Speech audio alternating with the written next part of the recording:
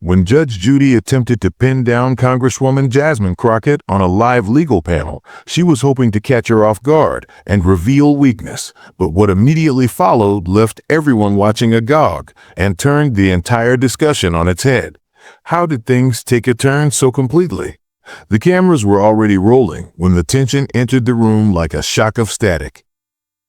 It was to be a civil law panel, a special television show called Law, Order, and the Constitution Today, taped before a live audience at the Winspire Opera House in Dallas, Texas. The organizers brought in some of the best-known names in law and politics, but everybody knew who the star of the show really was: Judge Judith Sheindlin, otherwise known as Judge Judy to America.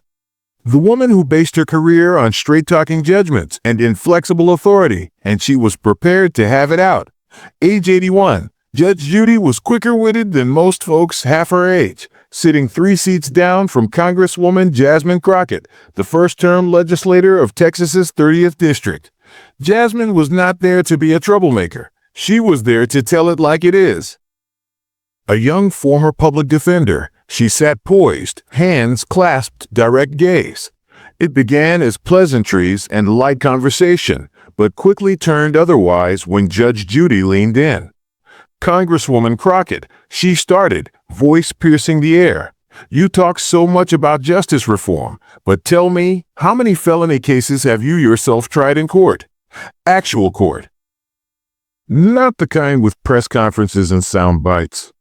A few anxious chuckles went through the assembly. Jasmine did not flinch.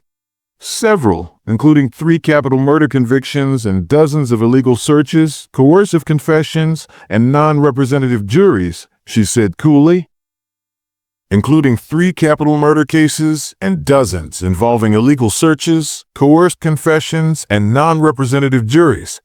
Judge Judy arched an eyebrow, not anticipating such a candid answer. Did you succeed? She asked bluntly. Jasmine's tone was steady. I kept innocent individuals out of cages, so yes, I was. That wasn't what Judy was looking for. She shifted back, drumming her finger on the armrest as the crowd murmured at the flash of tension, but Judge Judy wasn't finished. She changed gears, saying, "It's easy to bash the system, but I find people who don't have 3 decades of courtroom experience have a lot to say and very little clout behind it. Law isn't theory, Congresswoman. It's muscle memory. It's logic, not slogans." But Jasmine did not bat an eyelid. With all due respect, Judge, I know the law because I've had to employ it as a protective shield rather than merely a weapon. It's not so much logic, it's lived reality. The air was charged with tension now. This was no longer an argument over law. It was one of principles. What happens when the law forgets who it's supposed to serve? Jasmine continued, striking a chord that rippled through the room. Judge Judy's smile tightened, but it didn't reach her eyes. Well, we'll see how that experience holds up under real scrutiny, she quipped. The moderator attempted to steer the discussion elsewhere, but the war between the two had not yet ended. The Fourth Amendment became the topic of discussion, and again the scene was set for more conflict. Congresswoman Crockett, do you have any opinion on how the law must evolve, particularly in the communities that are marginalized, where illegal search and seizure becomes an increasingly prevalent problem? The moderator posed. Jasmine set the mic straight, her tone firm and clear. The law doesn't have to change, it has to be followed. Legal searches are already prohibited in the Constitution. The problem is enforcement and the lack of repercussions when those boundaries are violated. The audience shifted again, some phones discreetly raised as the conversation intensified. Judge Judy, unamused, jumped in. You're making it sound like the justice system is built to hurt people. That's not true. It's messy, but it's fair most of the time. Jasmine's response was biting. Most of the time, but not always. She told of a case, a 17-year-old pulled over for walking too slowly, a woman whose apartment was searched on the basis of a neighbor's bad tip, and a man who spent days in prison due to a traffic stop for a busted taillight. Each one was a hammer blow, a reminder of the real human cost of the failures of the system. I'm not speaking from theory, Judge, Jasmine continued. I'm speaking from 10 years of real people and real consequences." The room quieted, absorbing her words. But Judge Judy wasn't finished yet. "Do you think the law can remain impartial?" she asked.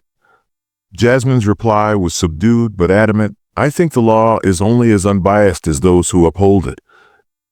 And I think we pretend there's objectivity more than we do it." Silence filled the room. One of the retired teachers from Abilene quietly leaned over to the man beside her and said, "She's not wrong."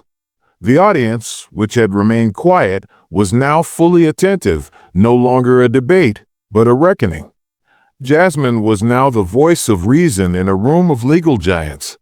Judge Judy reclined in her chair, considering her next tactic. "All right, Congresswoman," she stated coolly. "Let's be particular. Tell me, what case in federal court most exemplifies the point you just made regarding the failure of enforcement to keep up with the law?" Without warning, Jasmine dropped a bombshell: United States versus Jones. The case in which the government put a GPS tracking device on a suspect's car without a proper warrant, a direct affront to Fourth Amendment rights. That ruling didn't just hold the tracking illegal, Jasmine explained. It reminded law enforcement that physical intrusion, no matter how infinitesimal, can't sidestep constitutional rights. She was in awe. Judge Judy had anticipated a battle, but not one fought with such skill and acumen. Jasmine wasn't merely keeping pace, she was teaching the court grade. But Jasmine wasn't finished. She linked the dots, how decisions like Jones were meaningless if the individuals being impacted didn't even understand their rights. Decisions like Jones are useless unless someone gets up in that courtroom and says, "This is what the Constitution guarantees." And then the clapping began. It wasn't deafening, but it was sincere. The audience realized that this was a turning point. Judge Judy, unyielding as always, smiled grimly. "That's a reasonable reading," she said, though it was obvious the floor had dropped out from under her. But Jasmine didn't stop there. She went on, "We can hold them accountable when those calls ruin lives. That's not vilification, that's the law doing its job." For an instant, the room was in balance. No longer was it a question of who's right, but of which voice would stand out above the rest. Judge Judy attempted another ploy, and she switched the subject to courtroom dynamics, asking, "How many times have you had to deal with a hostile jury?" But Jasmine, unflappable, replied, "Plenty of times." They knew it. Their eyes had just witnessed something remarkable. Not only a war of words between two legal giants, but the battle of experience against principle, of one legend and the emergent phenomenon of a new star in the legal firmament. Jasmine had won respect, not because she screamed, but because she stood on her turf and would not give it up. They gazed at him as if he were a statistic. He had tattoos on his face. He dressed in hand-me-downs. But nobody asked why the video surveillance didn't quite fit the height of the man they apprehended, or why the sole witness was a person who had made a deal on a different case. The room was charged. The audience was already engaged, and Jasmine was just warming up. "So I went up there," Jasmine went on, speaking calmly, "and I said to them, 'You don't have to like the way he looks. You just have to be truthful about the evidence.'" She paused, letting the words stand alone. I led them through each frame of the video. I explained how shadows distort shapes. I grilled the officer until he conceded he never verified the alibi the youngster provided at booking. The room was silent. Everyone waited with bated breath, wondering what would happen next. When the verdict read "not guilty," the judge didn't say anything. "The jurors wouldn't meet my eye," Jasmine continued. "But my client, he wept. Not in gratitude at being free, but in gratitude that someone finally believed him enough to fight." The courtroom was silent. You could feel the intake of air collectively. Someone shifted in their seat 3 rows back, a sign that they too had been mesmerized. Judge Judy clicked a finger to her chin ponderingly. "That's commendable," she replied after a pause. "But public defenders don't always enjoy the luxury of time and funding." Jasmine didn't hesitate. "No," she said, "but that's the beauty of it. When the odds are stacked against you and you still hold back nothing, that's when the law is most important. The room was charged now. Jasmine's words held weight and determination that were impossible to deny. She scanned the room, meeting the gaze of a few of those who had remained silent throughout. I've witnessed prosecutors overlook exculpatory evidence because it padded out their calendar, she stated firmly. I've witnessed judges roll their eyes at me when I request time to explain legal rights to a frightened and alone teenager. That isn't justice. That's equipment. A law professor at Southern Methodist University glared at a student sitting next to him and said softly, "She's not acting. She's testifying." No doubt about it, this was no act. Jasmine was telling the truth out of the depth of her experience. Judge Judy shifted in her seat, her tone now milder than before. "And where is that young man these days?" she asked. Jasmine smiled. "Welding school in Waco," she replied. "He sent me a picture when he received his first paycheck." The audience sensed it, a change had taken place. This was not merely a contest between two attorneys. It was a woman telling her truth about the imperfections she had seen in the system and the unusual moment when one had been brave enough to push back against all odds. The audience was touched, but Judge Judy did not clap back at once. She sipped water instead and gave a subtle nod, not of approval, but of recognition. For the first time, she'd seen Jasmine's presence, not as a competitor, but as one to be noticed. The moderator, picking up on the tone, leaned away from his chair. "We've heard legal theory, courtroom expertise, and gaps in the system," he said, attempting to steer the panel back on track. "Before we continue, does either of you have anything you'd like to add?" Judge Judy turned to Jasmine. "I may not agree with everything you've said," she said, her tone measured, "but you've earned your seat here." "That's clear." Jasmine didn't gloat. She simply nodded, replying, "Appreciate that." But as the live panel moved forward, cameras outside the room were already telling a different story. Clips from the exchange were starting to hit social media, and the world was watching, eager to weigh in. By the time the panel concluded and the audience was shuffling out of the Winspear Opera House, Jasmine Crockett's name was already trending on the web, not for a gaffe, not for a showy performance, but for clear thinking and high pressure. The web was humming, entranced by her composed, measured excellence. What had just transpired on that court was greater than a debate. It was a reckoning, and the exceptional moment that even Judge Judy had taken a step back, not because she was defeated, but in respect. But for viewers watching the clips now inundating sites like X, formerly Twitter, Instagram, and YouTube, one question kept repeating: who is Jasmine Crockett, and where is she from? To say that, you'd have to go back a couple of years. Before The Hill, before national interviews, before microphones and press credentials. You'd have to go back to a two-room law office in Pine Bluff, Arkansas. It wasn't glamorous. It was next to a laundromat and had a broken vending machine that consumed more dollars than it spewed out in soda. But for Jasmine, that small office was everything. It was there that she learned to be quiet amidst chaos, how to listen, and above all, how to fight. Her first big case wasn't one she had chosen. It was handed to her after another public defender walked out mid-trial. A 15-year-old boy was charged with attacking a security guard at a school basketball game. Everyone had given up on him already. Nobody wanted to handle a child who insisted on speaking only in a whisper. But Jasmine did. She spent hours speaking with him, no interrogation, just speaking. Gradually, the truth emerged. The guard had insulted him with a word. He couldn't repeat it without becoming choked up. And when the boy attempted to leave, he was slammed on the ground and handcuffed. No one had reviewed the surveillance tape. Jasmine did. And when she watched it, she saw that the guard had pushed the boy first. That tape didn't alter the verdict. It altered Jasmine's whole perspective on law. From then on, she promised herself never to assume that story ended with the police report.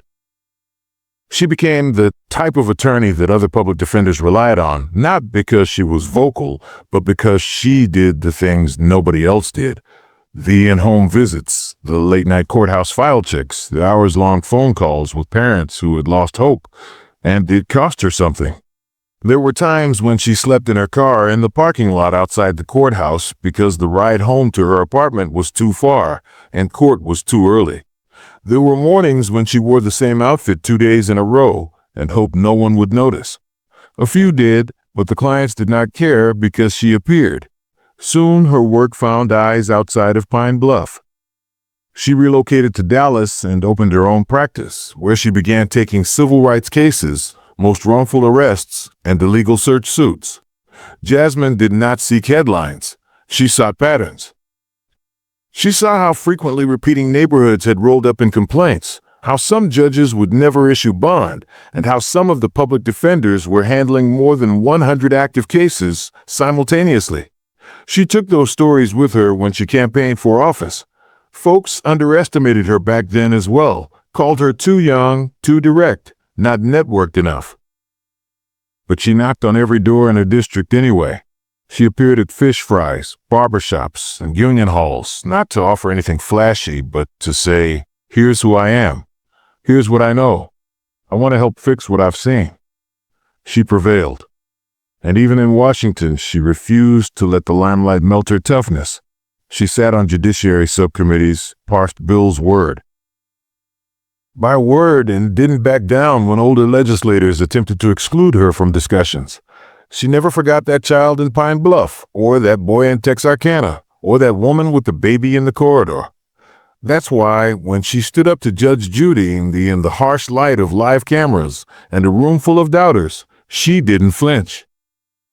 Because she had been through harder rooms. No clapping, no mic, just a pile of public documents and a client relying on her to talk when they couldn't. But whereas Jasmine's history spoke of her resilience, the internet was only just discovering her now. And what came next would ignite a national debate far beyond that Dallas stage. Within the next morning, excerpts of the panel had flooded all the major channels. A 37-second clip of Jasmine disassembling United States versus Jones and her calm demeanor had already reached 3 million views. Not only were people sharing it, they were analyzing it. Some regarded it as a watershed, others an anomaly. But Judge Judy, she wasn't ready to call it anything just yet. Not publicly. Privately, though, she wasn't thrilled.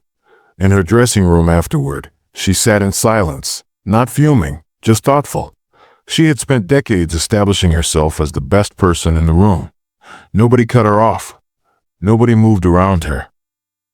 But that pause for breath, when Jasmine had asserted the legal reasoning with the force of both precedent and experience, lingered with her. The producers had asked both women to return for a short post-panel conversation, which would be broadcast as bonus material. Nothing official. Simply an additional sit-down piece designed to seem casual, off the top of her head. But Judge Judy was not about to play it casual this time. She saw a gap, and she was going to fill it. The cameras rolled again in a smaller studio just down the hall. The setup was simple: 2 chairs, 1 camera, and a coffee table between them. No moderator, just the 2 of them. The stage was set. Judy looked over at Jasmine, her voice tight with intent. "We've talked about the Fourth Amendment, surveillance, and police conduct," she began. "But let's shift. What's your view on courtroom decorum?" Jasmine furrowed an eyebrow, recognizing the test. The real talk was coming. "I recall thinking, if I remain silent, I'm a party to it. If I say something, I'm emotional. So I did both. I made an official complaint, and I just kept coming back." That moment of awareness was the start of something greater for Jasmine Crockett, something that no one in the room had predicted. Judge Judy breathed softly.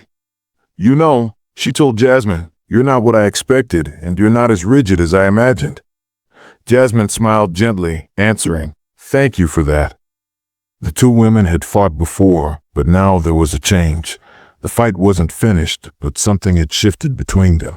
The discussion went on for another 20 minutes, discussing prosecutorial discretion, mandatory minimums, and even the way social media had transformed courtroom stories. The tension from the beginning had dissipated. There was still a lot of disagreement, but it didn't feel like a fight anymore. It felt like two individuals on two sides of a canyon, at least attempting to discern the depth of it. The cameras cut and the producer thumbs up. Judge Judy stood first, glancing over at Jasmine. She didn't say much, only, "You're a sharp one. I'll give you that." "I appreciate that," Jasmine said. "Coming from you, that means something." They shook hands, not a photo-op handshake, but a real handshake, firm, wordless, mutual. The moment was powerful, a silent nod of respect. But in the general population out there in the public square, the moment had already been set ablaze, and the response was considerably greater than anyone within that room might have ever imagined. It began with one tweet. A UT Austin law student clipped the section of the panel during which Jasmine broke down United States versus Jones and tweeted it with the comment, "Judge Judy attempted to test Jasmine Crockett on federal law. Guess who got to leave with the mic?" In an hour, it was more than 200,000 likes. By lunchtime, the clip had been stitched into TikToks, remixed on Instagram, and posted by large political analysis channels on YouTube. The net was abuzz, but what was attracting people wasn't only the tension, it was Jasmine's calm, composed delivery.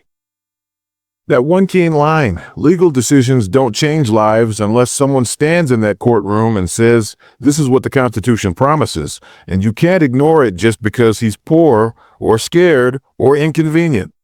That line resonated on every platform. For each individual who applauded her, there was one who'd never heard a congresswoman speak like that before, without jargon, without talking points, just plain language and courtroom scars. Then came the think pieces. The Dallas Morning News published a column called "Jasmine Crockett Reminded Us What the Law is For." The Los Angeles Sentinel printed a follow-up report on her previous cases, complete with interviews from two former clients who hadn't yet spoken to the media. One of them, who is now a father of three and a contractor living in Fort Worth, merely stated, "She saw me." I don't believe that people get what that means when no one else does. The message was plain. Jasmine was not merely a politician. She was one who had lived the law and battled for the people it was intended to safeguard. By evening, cable news picked up on it. A CNN legal analyst referred to the exchange as a turning point in how we perceive legal credibility and generation voices. On Fox, one of the hosts half-brushed her off as yet another politician exploiting courtroom tales for political gain. But even he couldn't help but concede, she knows her stuff. Jasmine, meanwhile, posted nothing. Not a comment, not a tweet. She dropped off of social media, not out of strategy, but due to a backlog of constituent emails to respond to and a school board meeting she had the following day in Oak Cliff. But that silence just fueled the fire. The public took her place. Teachers posted excerpts with their government classes. Law school professors integrated the exchange into their constitutional law classes. An Arizona local bar association even invited her to keynote a conference with the title "Grace Under Fire," speaking truth without a gavel. Jasmine's visibility was undeniable. She had demonstrated that expertise was not something one was born with, but something that could be earned, not granted. Then came Judge Judy's response. It wasn't a statement. No press release. Just a 5-minute phone interview with a radio host in San Diego who asked about the panel exchange. Judy didn't backpedal, didn't compliment excessively, but she did say this: she's articulate, grounded, knows her case law better than most lawyers I've seen at her age. I provoked her because I provoke individuals who I believe have something to prove. She didn't back down. I admire that. The internet latched onto it and played it as Judy caving or approving of Jasmine. But to those who saw the clip, it wasn't surrender, it was a passing of the torch. A single clip cut through the din. It wasn't from the panel or the post-discussion. It was from a young woman in the fourth row of the live audience who had filmed the moment on her phone and quietly posted it. No editing, no caption, just video and audio as they happened. In it, you could hear Jasmine speaking clearly and calmly as the audience listened, not to boo or cheer, but to get it. And then at the end, you can hear something tiny, a voice off to the side of the camera, a woman, perhaps in her late 50s, whispering softly to nobody in particular, "That girl's gonna change something." The comment thread below that clip went crazy. For once in a long time, a national discussion of legal practice, public opinion, and generational gap wasn't one of outrage or scandal. It was one of someone demonstrating what competence is like when it's acquired, not delegated, and doing it without shouting. While cyberspace buzzed, Jasmine kept her wits.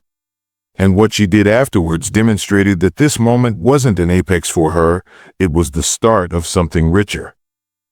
2 days subsequent to the panel being broadcast, Jasmine Crockett stood in a small community center in Duncanville, Texas, amidst folding chairs, church fans, and a lot of locals, doctors and teachers, retirees and working-class individuals who had attended her monthly town hall. There was no media, no photographers, only a dry erase board behind her with the words "Know Your Rights" scribbled in smudged blue marker. She hardly said a word about the panel. In fact, it wasn't until a retired school bus driver raised his hand during Q&A that it was ever brought up. "I caught you on that show with the TV judge," he said, smiling. "You nailed her good there." There was laughter here and there. Jasmine smiled graciously. It was never about getting anyone. It was about ensuring truth wasn't overwhelmed by authority. Then she immediately went back to work, briefing the room on a fresh rental aid bill, dissecting how to get broadband subsidies, and answering a question from a single mom regarding school zoning. That was how she operated. Spotlight or not, her beat remained the same, but the world around her had shifted. That same morning, her office fielded more than 800 emails from across the country, most of them from young lawyers, law students, and Black women who had seen the clip and written just to say thank you. One email stood out. It was from a civil rights attorney in Minnesota who wrote, "I've been in courtrooms for 22 years. You said what I felt for 2 decades, but never had the platform to say it out loud." Another message came from a high school senior in Omaha. "I want to study law because of you. You made it make sense. You made it feel possible." Meanwhile, back in Washington, things were picking up steam. Jasmine was invited to give a speech at a legal equity forum in Phoenix that the American Bar Foundation held. A state senator from Ohio asked for a private meeting to talk about potential cooperation on a statewide sentencing reform bill. Even some Republicans reached out discreetly to tell her they were impressed with the way she carried herself, but none of that appeared to slow her down. Rather than taking a flight to New York to do morning show appearances, she opted to give a speech at a fundraiser for legal aid in El Paso that she'd scheduled months prior. The organizers hadn't anticipated a nationally known name honoring the commitment, but Jasmine didn't flake. She stood at a podium in a hall that had a faint aroma of cafeteria pizza and floor wax and explained a first eviction case. She won that case, she explained to them, not by screaming, not by shaming, but by pointing the judge to the paperwork and allowing the law to speak for itself. "Real wins don't always look good on camera," she said that evening, "but they matter." Stateside, Dallas local news heard about the went viral moment and reached out to some of her past clients for response pieces. Most of them declined. One did agree, on the ground that his name not be made public. He stated matter-of-factly, "She got me out when I was stuck." That's the sort of effect Jasmine had, and still does. "I didn't think she even knew me," he said to the reporter. "She looked me in the eye when no one else would. She could have walked away, but she didn't." Something changed in that moment. Jasmine Crockett was more than a politician or a public defender. She was becoming a symbol for something much greater. Judge Judy went back to business as usual in her studio. No dramatic reaction. No encore show. She kept working on a new court show series, dealing with plaintiffs and adjudicating cases. Asked by a production assistant if she liked the media circus surrounding her, she shrugged and replied, "The law is a long game. If Crockett keeps showing up, people will see." That was as much of a benediction as anyone would receive from Judge Judy. Jasmine, however, did not require a benediction. She had already been invited to be a guest lecturer at Texas Southern's law school. She accepted, and when she entered that first-year classroom a week later, she did not discuss viral videos or Judge Judy. She began with, "Here's what happens when you don't object quickly enough during voir dire. Learn from my mistake." For Jasmine Crockett, credibility was not forged in moments. It was forged in repetition and responsibility and in remembering why you began. But there was still one last moment, a quiet encounter away from cameras that would complete the circle of the story. Some 14 days after the panel, Jasmine got a handwritten letter in her office mailbox, dated from Stamford, Connecticut. The letter was plain, no return stamp, but the hand was familiar. The handwriting was neat, deliberate, old school. On a cream-colored sheet of paper, with no header, there was a message. "Congresswoman, that was one of the most incisive courtroom arguments I have seen outside of a real bench. You were concise, deliberate, and most of all, on point. You didn't come to perform. You came ready to go. That's a luxury these days. Don't go out of your way proving yourself to people who have already decided you can't cut it. Keep showing up anyway. The law could use more voices like yours. J.S., no fanfare, no flattery, just a straightforward acknowledgement." But she read it twice, then folded it up and slipped it into the back of her notebook, following closely a copy of United States versus Jones, which she still kept with her for workshops and town halls. That letter didn't affect her. It didn't have to. The actual lesson from all that transpired, the viral instant, the cyber arguments, the cheer, even the silent handshake with Judge Judy, was not about a winner. It was about how you bear truth when the world demands otherwise. Jasmine had learned a long time ago that you don't battle power with brassness.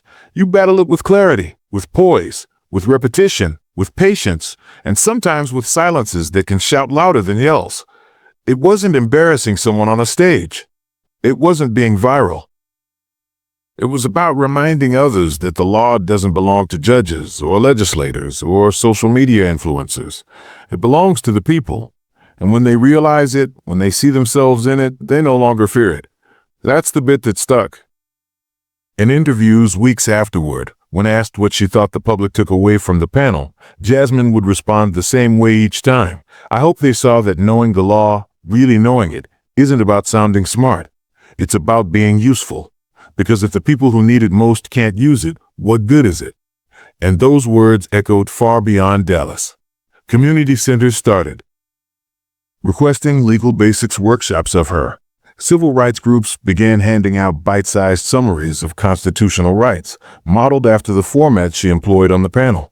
Some schools even asked her to give a talk, not on Congress or politics, but on how to disagree with decency and facts.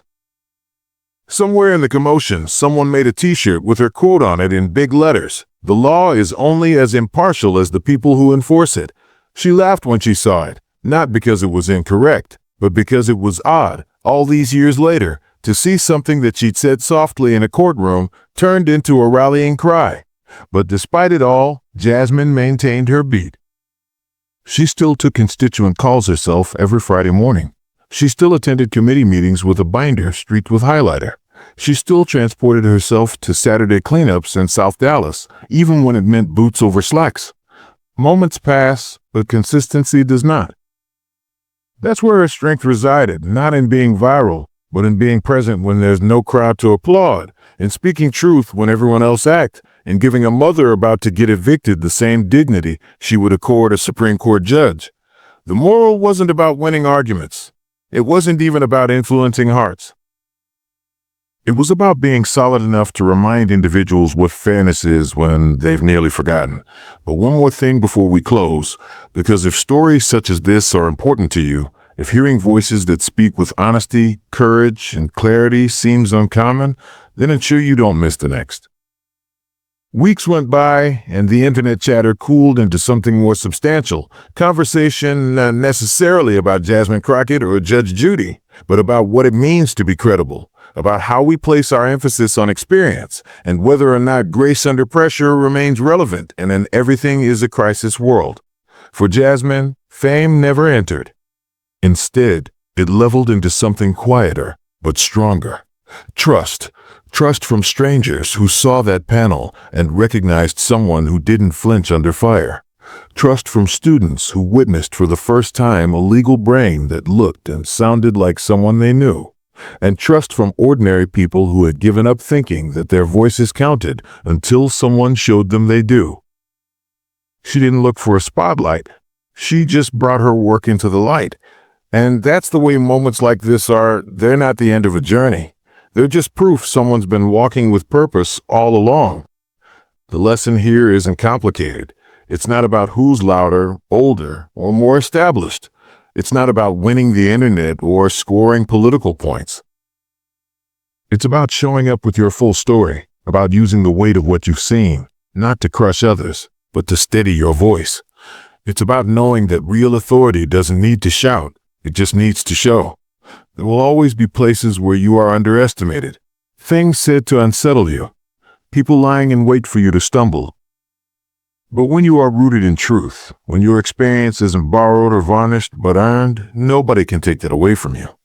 So whether you're in a courtroom, a classroom, a boardroom, or simply attempting to voice your opinion in a meeting where your voice feels drowned out, never forget what Jasmine demonstrated that day.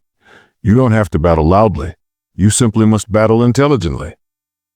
And when someone raises an eyebrow and asks you if you deserve a seat at the table, don't debate, demonstrate why you do. Because clarity always prevails.